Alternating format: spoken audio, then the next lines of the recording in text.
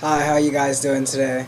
My name is Paul Perez. I was born on October 20th, and today I'm going to share with you guys a few events that have occurred over several different years on the date of October 20th.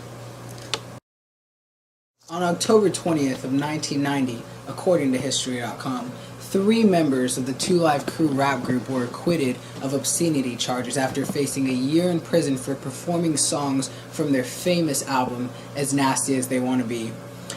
The music was considered to be sexually prurient and obscene, mostly due to the fact that it contained a lot of references towards oral sex as well as male and female genitalia.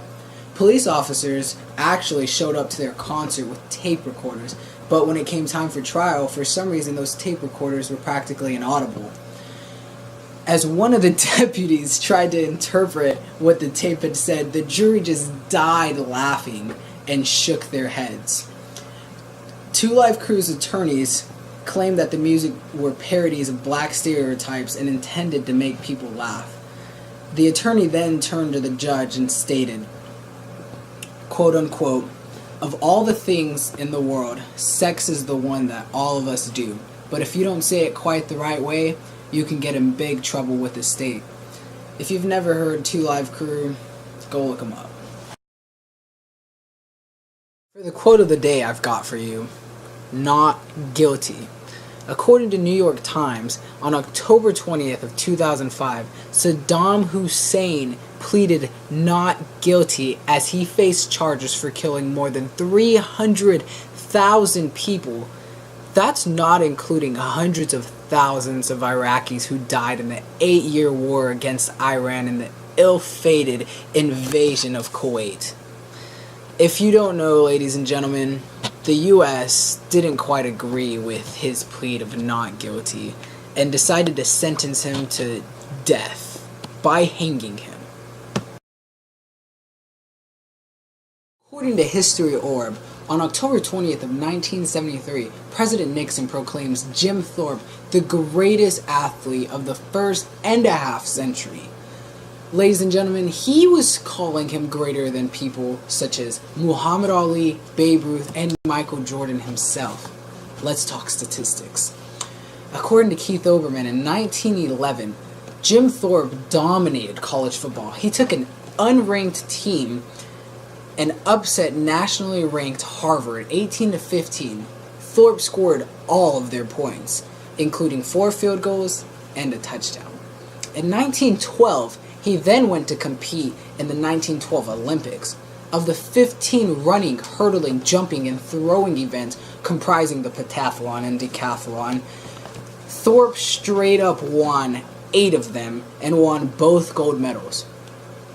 After his track shoes had been stolen, the man found 2 pair of mismatched shoes in the garbage and competed at such rates.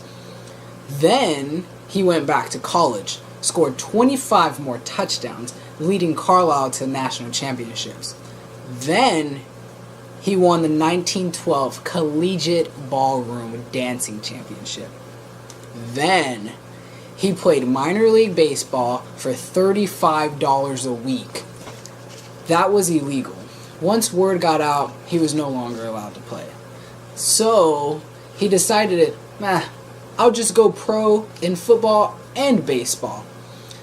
Every year from 1912 to 1928, Jim Thorpe was owning the Olympics or playing pro football or major league baseball or touring with a pro basketball team. He was this country's greatest college football player, pro football player, the world's top hurdler, short distance runner, miler, shot putter, discus thrower, javelin thrower, pro grade outfielder, and basketball star, all more or less at the same time, and college ballroom dancer. The man's statistics are so great that during his own funeral, his wife had his body removed, his body parts separated and auctioned off. Talk about statistics.